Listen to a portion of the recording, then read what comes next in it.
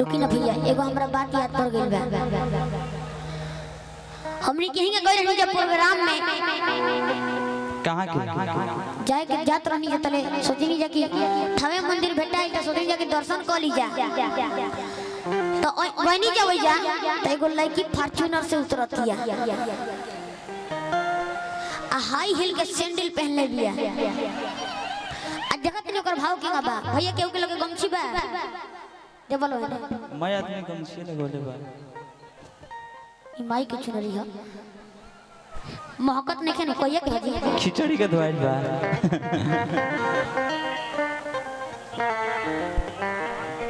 ठीक बा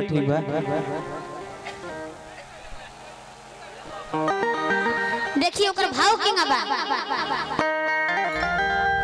हमनी के हिंदू सनातन धर्म में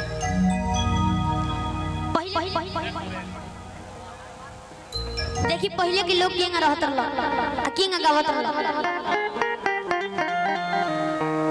आदि गाई के गोबर महादेव आदि अंगनाली पा आदि गजमतिया महादेव चौका पूरा सुनिए शिवा शिवा के गोहान लेकिन आजकल उ नहीं के गई रह गई तो हम तो देखी लइकिया पहले हइये पोज में आवत है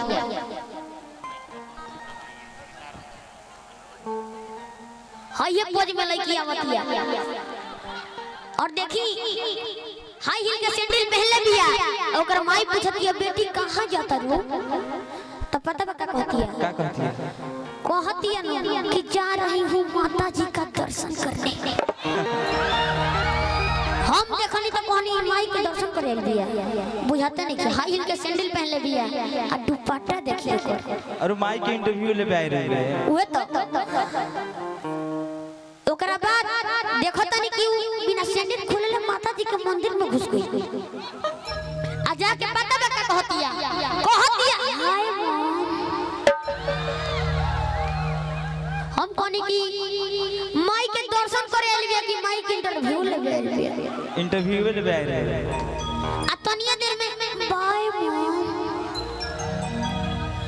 आ गाना पता बा कौन गावत है मेरे रस के कमर तूने पहली नजर जब नजर से मिलाई मजा गया लेकिन हमनी के माई के दरबार में बन जा गौरी के बनाए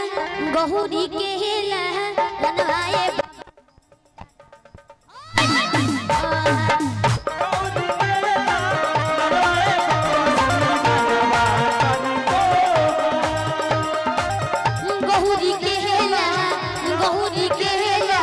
लनवाए बाबा सुन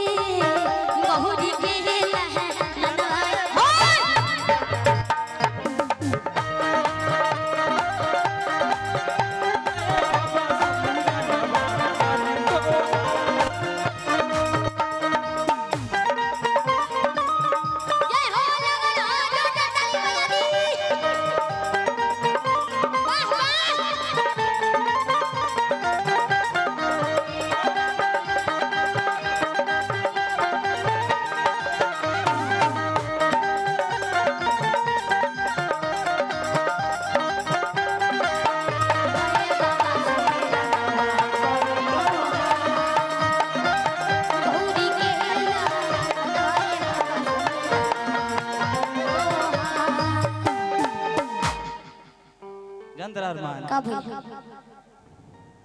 जब पहले कहीं प्रोग्राम हो ना कहीं भी प्रोग्राम है तो पहले किन्नर समाज के लोग बुलाए जाते रहे। हां हां उ त जाते रहल पहले किन्नरे समाज के लोग आई लो हाँ एबरा जब एबरा तो आई नहीं खोलो इजा ठीक बा तो उनको लोग आवे के तरीका कुछ अलग रहत रहल हाँ हाँ उनको लोग के भाव अलगे रही केना रही जब प्रमोद भैया ध्यान दे जब स्टेज पर आई लो ना हाँ पहले गमछी मंगावा गमछी एगो दीजिए महके वाला मत दिया भाई हाँ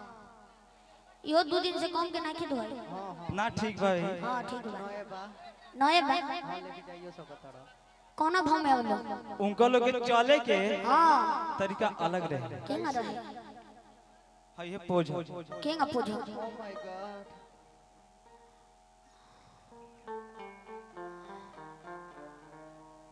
आय हाय जान बिजली कहाँ गिरी हो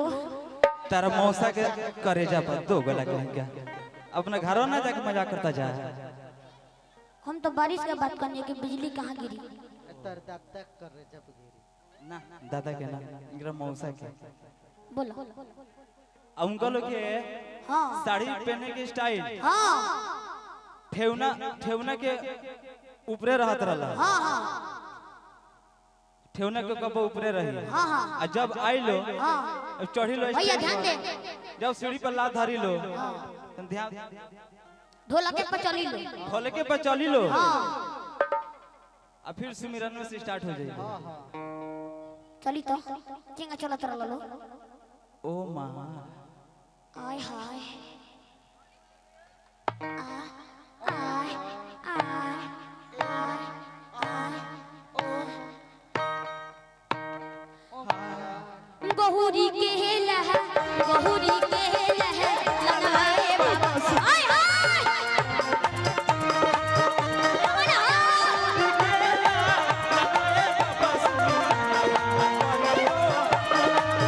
और देखिए भैया क्या कहेगा भगवान कहता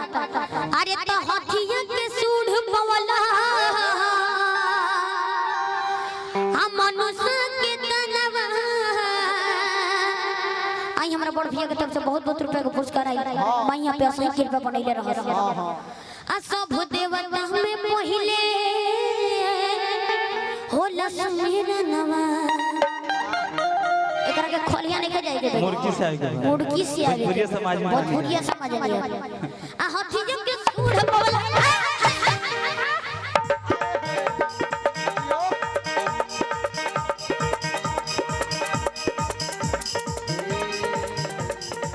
हाथी के सूढ़ पवला मनुष्य के तनवा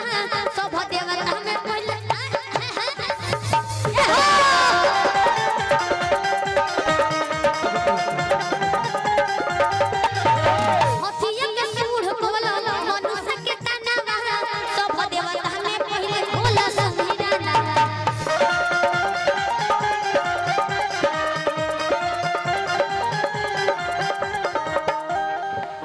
माताजी की तरफ से बहुत बहुत रुपए का पुरस्कार आई भाई यहाँ पे असली कृपा बने रहा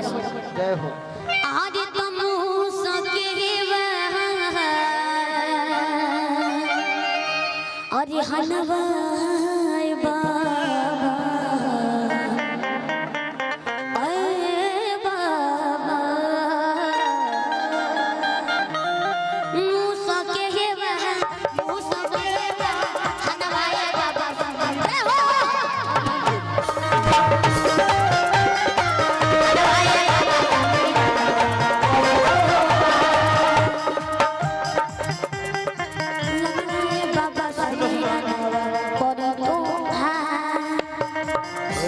जब आई लो स्टेज पे तुमको लोग के और एगो बात कही लो का कहिलो मैं बहुत शुक्रगुजार हूँ हाँ जिन्होंने मुझे यहाँ बुलाया बुलाया है हाँ किसने बुलाया हमारे विद्यार्थी भैया जी उनको हम शुक्रिया अदा करती हूँ और शशि मिश्रा जी शशि मिश्रा जी को भी उनके और प्रमोदो भैया को शुक्रिया अदा करती हूँ ऐसे थोड़ी ना करती हाँ कैसे करती हूँ ताहे ताहे दिल से लाहे लाहे दिल से शुक्रिया आदा करती हूँ अरे तो गहुरी खेला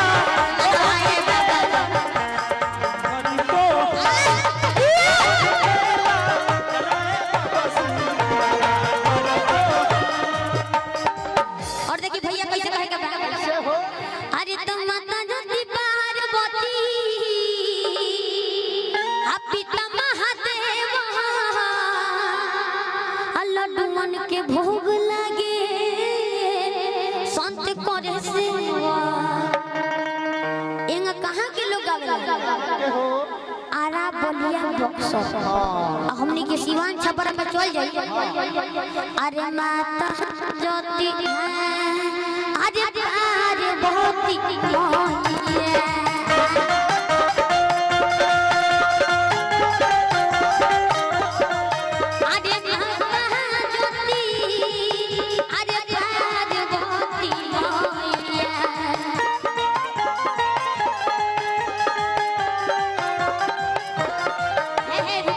हमार माता जी की तरफ से बहुत बहुत रुपए का पुरस्कार आइल है, छोट बहन की तरफ से भी बहुत बहुत रुपए का पुरस्कार आइल है। अरे माता ज्योति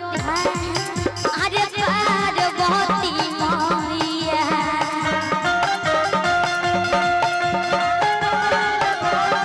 अरे माता ज्योति अरे प्यार बहुत मैया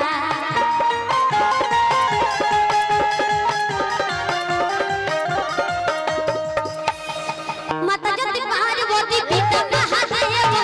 लड्डू के भोग लगे सच करे से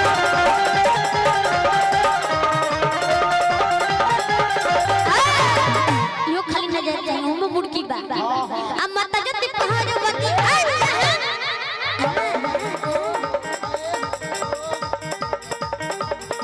माता ज्योति पार्वती पिता महादेव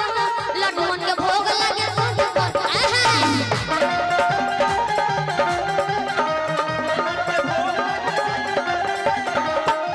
भैया का कहे के बात आहा जे रीधी सीधी के और सजनवा बाबा कमाल के साउंड बा भैया माई चामी है प्रॉब्लम करतनी कि राव रोज साउंड बुक रहो एको दिन खाली मत रखो रहो घर के मोहे ना देखी आज रीधी सीधी के सजनवा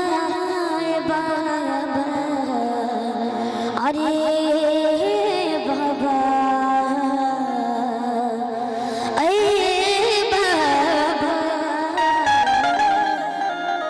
रीधी सीधी के सजनवाए बाबा